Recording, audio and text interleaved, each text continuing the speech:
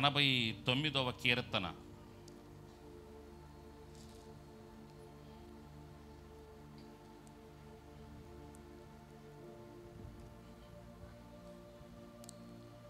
13వ చరణం.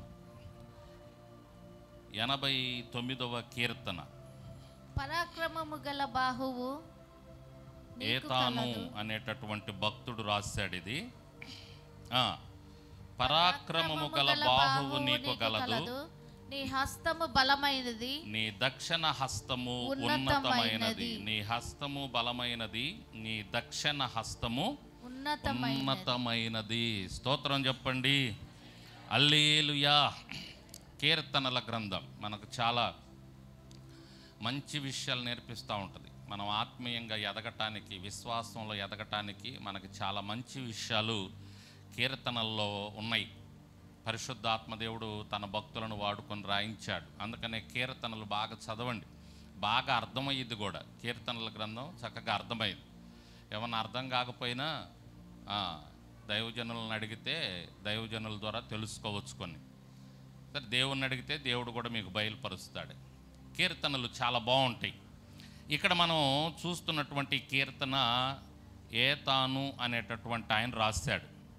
ఆయన రాస్తా చక్కగా యెహోవా గురించి తెలియజేస్తా, యెహోవా గొప్పతనం తెలియజేస్తా 13వ చరణం దగ్గరికి రాగానే ఏమంటున్నాడంటే, పరాక్రమము గల బాహువు నీకు కలదు. దేవా, పరాక్రమము గల బాహు అంటే బలం. నీకు చాలా బలం ఉందయ్యా, నువ్వు బలము కలిగినటువంటి వాడవు. ఆయన గొప్ప బలవంతుడు.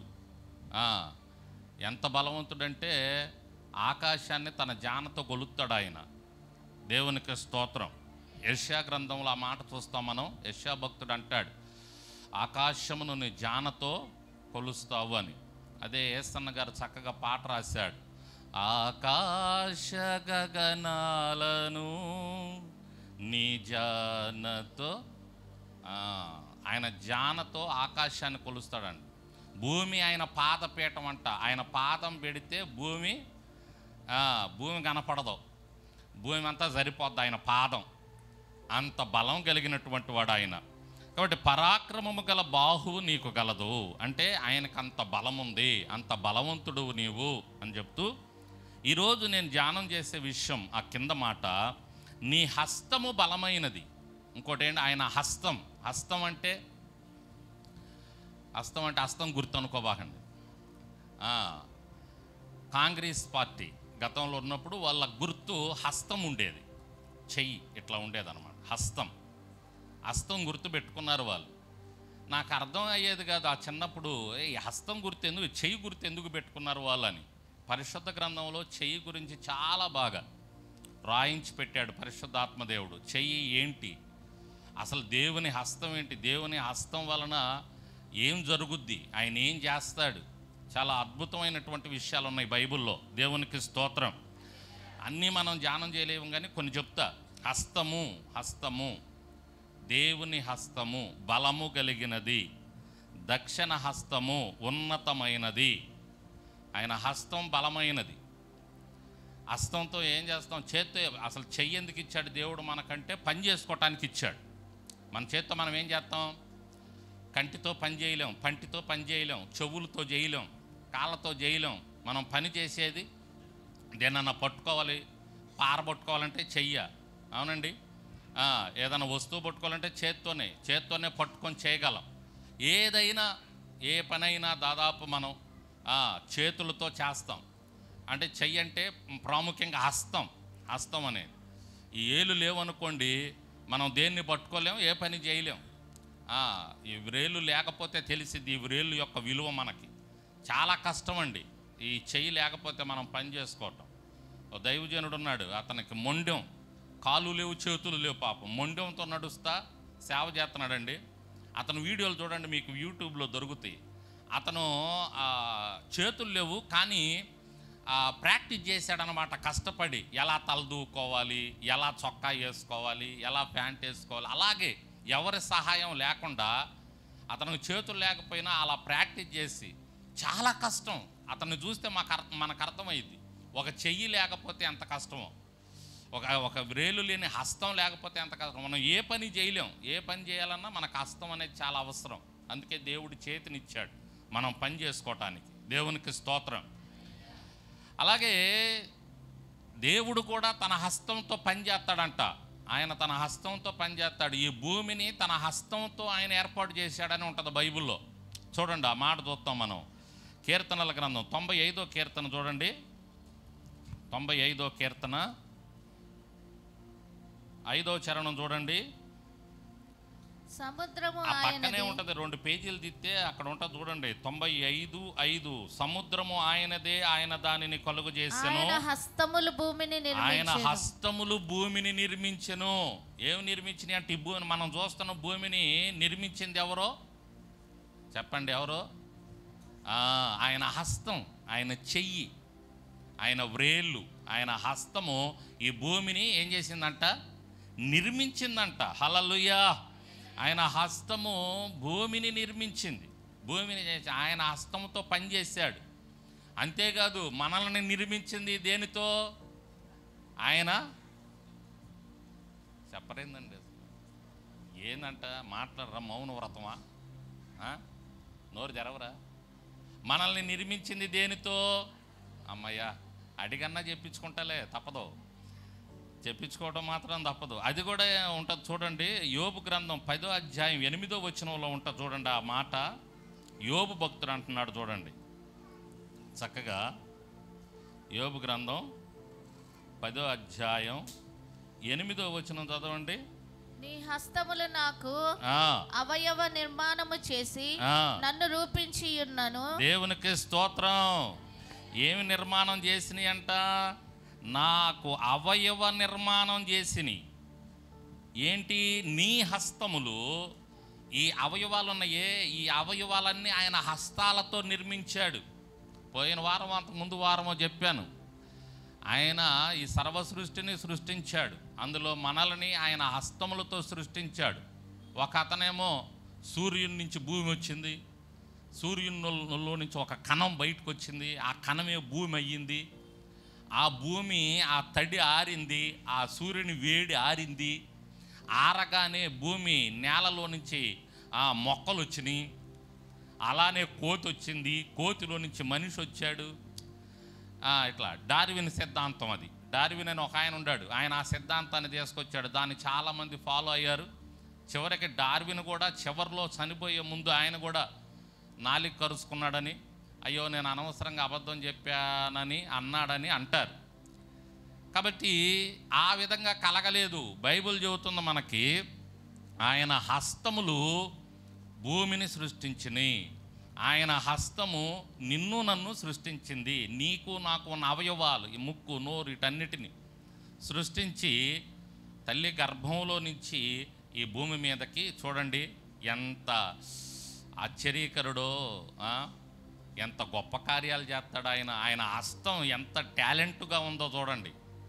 ఏమండి, ఒకరి ముఖం ఒకరిలాగా ఉండదు, ఒకరి చెయ్యి ఒకరిలాగా ఉండదు, ఒకరి కాలు ఒకరిలాగా ఉండదు. అవయవాలు ఎట్లా ఆయన సృష్టిస్తున్నాడో చూడండి. ఆయన చేత్తో, ఆయన హస్తంతో. భూమి మీద ఇప్పుడు దగ్గర దగ్గరకి 800 కోట్ల మంది ఉన్నారు. ఏ మనిషినన్నా తీసుకోండి, ఏ మనిషిలాగన్నా ఉంటాడేమో ఇన్ని 100 కోట్ల మందిలో. ఆయన హస్తం ఎంత గొప్పది. దేవునికి స్తోత్రం.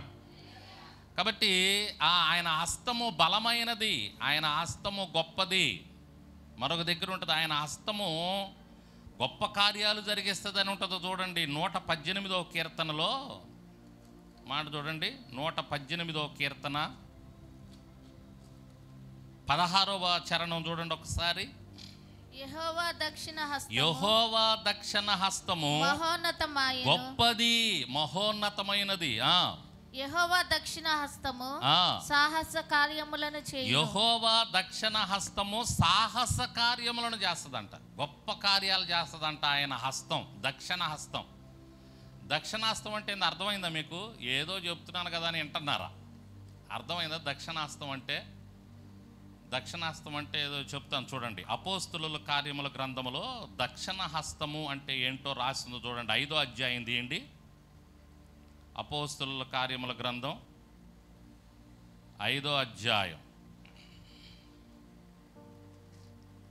31వ వచనం చూడండి ఒకసారి. 31. ఇశ్రాయేలునకు మారు మనస్సును పాప క్షమాపణను దయచేయుటకై దేవుడు ఆయనను అధిపతినిగాను రక్షకునిగాను తన దక్షిణ హస్త బలము చేత హెచ్చించి ఉన్నాడు. దక్షిణ హస్త బలం అని ఉంది అక్కడ. లక్ష్మి వింటున్నావా? రైట్. దక్షిణ హస్త బలం అని ఉందా, దక్షిణ హస్తము అని ఉంది కదా. అక్కడ మీకు బైబిల్ చూస్తే అర్థమైంది. అక్కడ 3 అనేసి ఆ కింద పుట్నోట్లో ఏమనుంది? కుడి చెయ్యి అని ఉందని చూసారా? మీ బైబిల్లో ఉందా లేదా? నా బైబిల్లో లేదన్నోళ్ళు చేయొద్దండి. నా బైబిల్లో లేదు అన్నారు.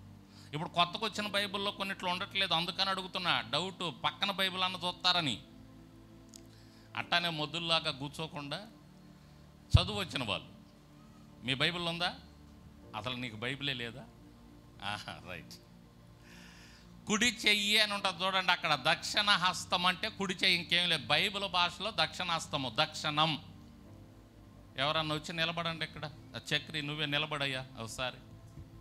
తూర్పుకు తిరిగి దండం పెట్టు. తూర్పుకు తిరుగు నాయనా, నిజంగా తిరుగు. నువ్వు పడమర వైపు తిరిగావు. అది ఇప్పుడు తూర్పెట్టు ఇటుంది, తూర్పు వైపుకు తిరిగాడు. దిక్కులు చిన్నప్పుడు పాఠాలు చదవలేదంటండి మీరు. 2 చేతులు జాపు, అది అట్లా ఉంటుంది. చదివారు చిన్నప్పుడు పాట, ఎప్పుడో చదువుకొని చదువు. ఎదురు ఉన్నది తూర్పు, వెనక ఉన్నది పడమర. ఓకేనా? ఇటు దక్షిణాన ఉన్నది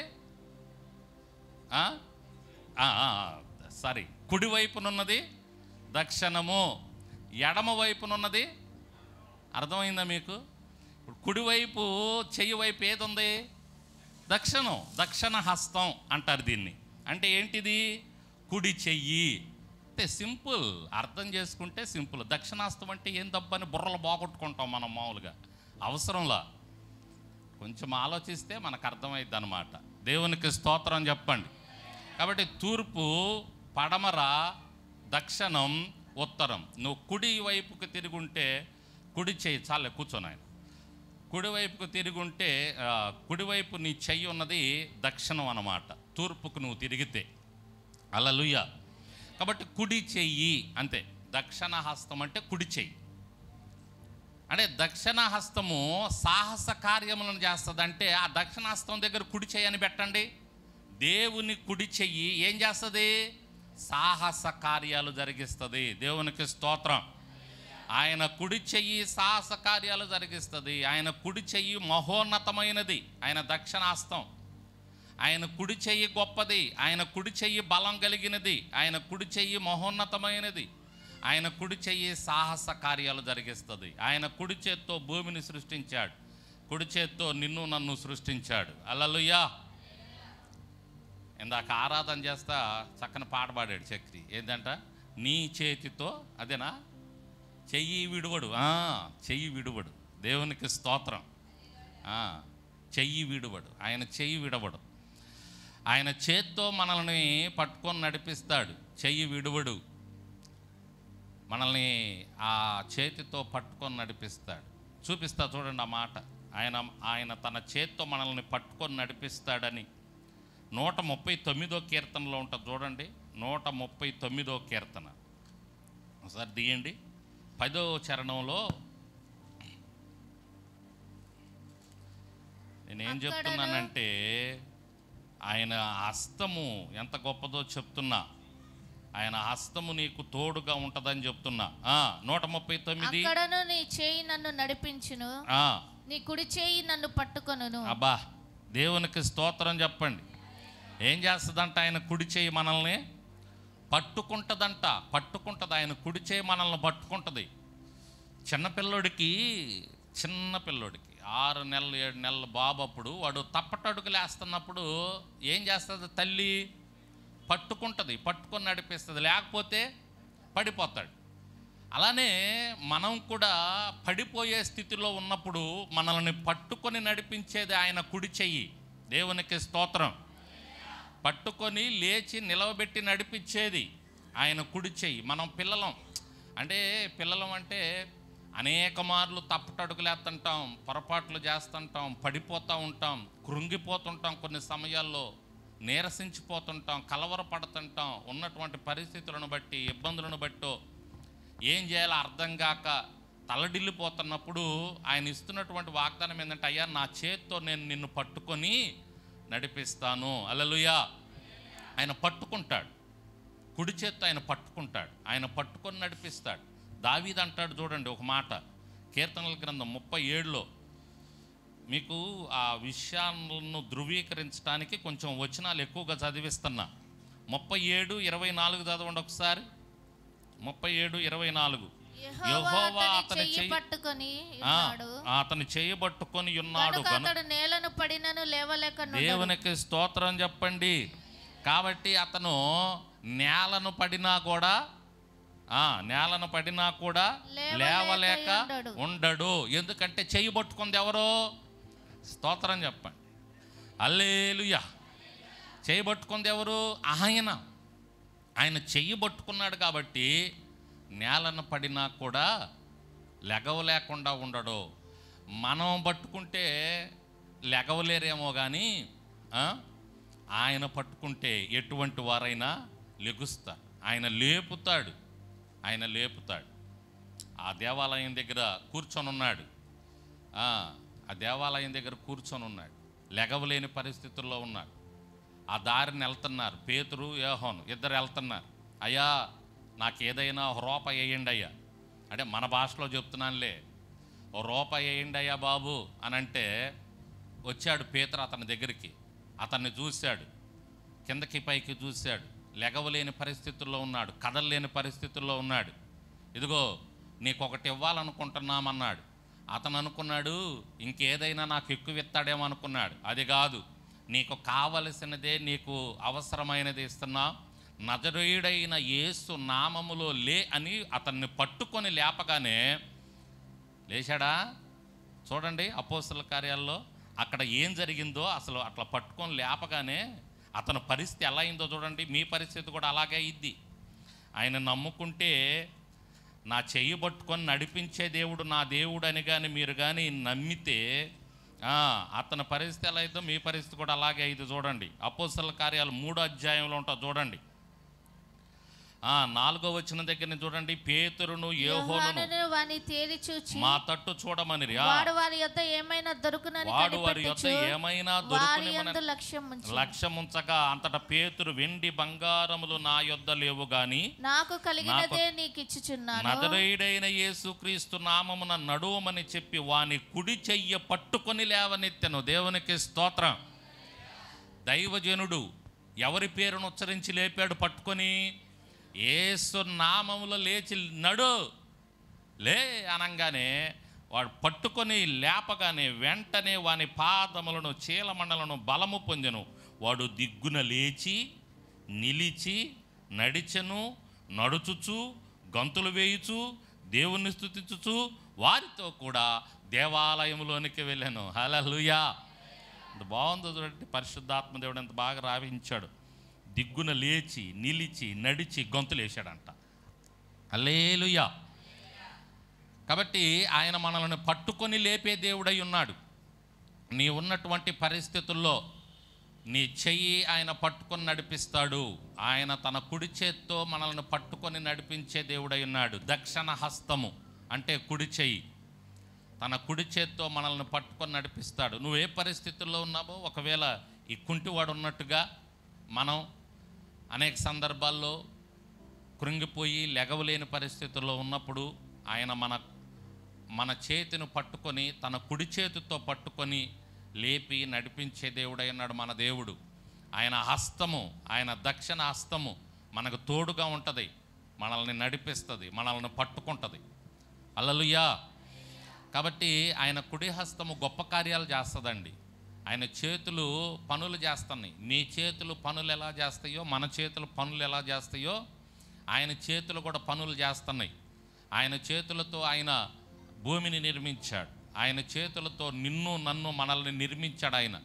అంతేకాదు ఆయన చేతులతో మనల్ని పట్టుకుంటున్నాడు. మనం పడిపోయి ఉన్న సందర్భాల్లో మనల్ని పట్టుకొని లేపేవాడు ఆయన. హల్లెలూయా. అంతేనా?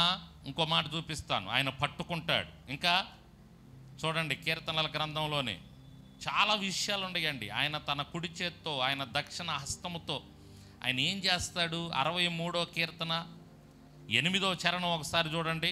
63:8. నా ప్రాణము నిన్ను అంటి వెంబడించుచున్నది, నీ కుడి చెయ్యి నన్ను ఆదుకొనుచున్నది. నీ కుడి చెయ్యి నన్ను ఏం చేస్తుంది? ఆదుకుంటుంది. హల్లెలూయా! ఆదుకుంటుందంట ఆయన చెయ్యి, సహాయం చేస్తుంది ఆయన చెయ్యి. అప్పుడు జయసుధా గారు సాక్ష్యం చెప్తుంటే విన్నా. నీళ్ళల్లో పడిపోయిందంట ఆమె. నీళ్ళల్లో పడిపోతే ఇక ఆ సమయంలో, అంటే ఎప్పుడో చిన్నప్పుడు ఆమె దేవుని గురించి విన్నదంట, మందిరం గురించి విన్నది. ఆ పడిపోయినప్పుడు ఇక చనిపోయే పరిస్థితి అనమాట. గొక్క తిరగట్లేదు ఆమెకి. ఆ సమయంలో ఆమెకు సహాయం చేయడానికి మనుషులు వచ్చి లేపేలోపు ఆమె ప్రాణం పోద్ది. అటువంటి పరిస్థితుల్లో ఆయన స్వరూపంగా, ఆయన రూపం కనపడిందండి. ఆయన తన చేత్తో ఆమెని పట్టుకొని ఆమెకు సహాయం చేసి ఆమెను, ఆ సమయంలో ఆయన రూపం కనపడి ఆయన పట్టుకొని ఆమెని లేవదీశాడంట ఆ నీళ్ళల్లో నుంచి. దేవునికి స్తోత్రం. సహాయం చేశాడు. నాకు దేవుడు సహాయం చేశాడు. ఆదుకోవటం అంటే సహాయం చేయటం. మనం అంటుంటాం చూడండి, అరే నువ్వు నన్ను ఆ సమయంలో ఆదుకోకపోతే నేను ఏమైపోయేవాడినోరా. ఆదుకోకపోతే ఏమైపోయేవాడినో. ఆదుకున్నాడు. ఆదుకోవటం అంటే సహాయం చేసావురా. సహాయం, ఆదుకోవటం అంటే సహాయం చేయటం. ఆయన తన కుడి చేత్తో మనకేం చేస్తాడంట? చాలామంది సాక్ష్యాలు చెప్తుంటారు. ఆయన చెయ్యి నన్ను ఆపిందండి. ఆ సమయంలో ఒక చెయ్యి నన్ను ఆపినట్టుంది. కొంతమంది పడిపోతుంటారు, కొంతమంది వాహనాల మీద పడిపోతుంటారు. వాహనాల మీద పడిపోయే వాళ్ళు, వాహనాల మీద నుంచి పడిపోయే వాళ్ళు చెప్తుంటారు, ఆయన చెయ్యి నన్ను పట్టుకుంది, ఆయన చేత్తో నన్ను ఆపినట్టున్నాడు, లేకపోతే నా తల పగిలిపోయేది అని చాలామంది సాక్ష్యాలు చెప్తుంటారు. నిజమే. ఆయన తన బిడ్డలని తన చేత్తో పట్టుకొని ఆపుతాడు, ఆదుకుంటాడు, సహాయం చేస్తాడు. దేవునికి స్తోత్రం చెప్పండి. హల్లెలూయా. ఇంకా క్లియర్గా మీకు 18వ వచనంలో దావీదు భక్తుడు ఎలా ఆదుకున్నాడో చెప్తాడు చూడండి. 18వ కీర్తన 18వ చరణం చూడండి ఒకసారి. ఆపత్కాలమందు వారు నా మీదికి రాగా యెహోవా నన్ను ఆదుకొనెను. దేవునికి స్తోత్రం చెప్పండి. హల్లెలూయా. మీకు కుడి చెయ్యి అనేది కనపడాలంటే 18వ కీర్తన 35వ చరణం చూడండి. అక్కడ క్లియర్గా ఆ మాట ఉంటుంది చూడండి. 18వ కీర్తన 35వ చరణం. నీ రక్షణ కేడమును నువ్వు నాకు అందించి ఉన్నావు, కుడి చెయ్యి నన్ను ఆదుకొనెను. దేవునికి స్తోత్రం చెప్పండి. ఇప్పటికి ఎన్ని వచనాలు చూపించాను మొత్తం మీకు? ఈ వచనాలన్నిట్లో కూడా ఆయన హస్తం గురించి ఎంత బాగా రాసిందో చూడండి. ఆయన హస్తం, ఆయన చెయ్యి ఎలా పట్టుకుంటుందో, ఎలా మనల్ని లేపిద్దో, ఎలా మనల్ని ఆదుకుంటుందో, ఎలా మనకు సహాయం చేసిద్దో, అనేక ప్రాణాపాయ పరిస్థితుల్లో నుంచి మనల్ని పట్టుకొని మనల్ని ఆదుకుంటుందండి ఆయన చెయ్యి.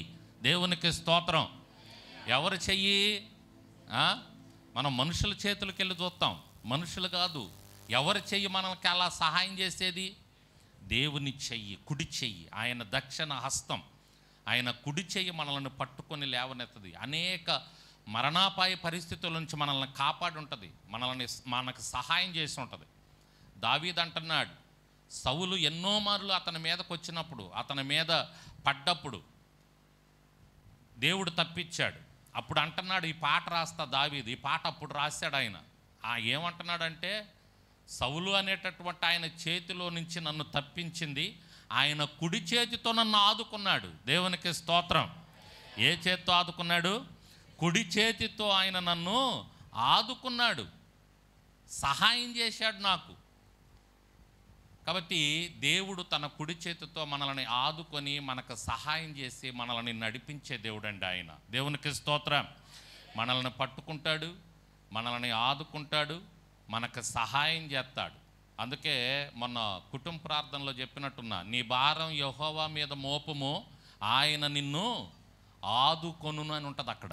నీ భారం యెహోవా మీద మోపు. వచనం గుర్తుందా? ఏ కీర్తనలో చెప్పాను గుర్తుందా? నీ భారము యెహోవా మీద మోపు, ఆయన నిన్ను ఆదుకుంటాడు. మన పనుల భారం కూడా ఆయన మీద పెట్టాలి, ఆయనకి అప్పచెప్పాలా. అయ్యా నువ్వే నన్ను ఆదుకోయ్యా, అంటే నాకు సహాయం చేయయ్యా, నేను ఈ పని తలపెడుతున్నానయ్యా, నాకు సహాయం చేయ, ఆదుకోయ్యా. తప్పకుండా ఆయన మనల్ని ఆదుకుంటాడు, మనకు సహాయం చేస్తాడు, మనల్ని నడిపిస్తాడు.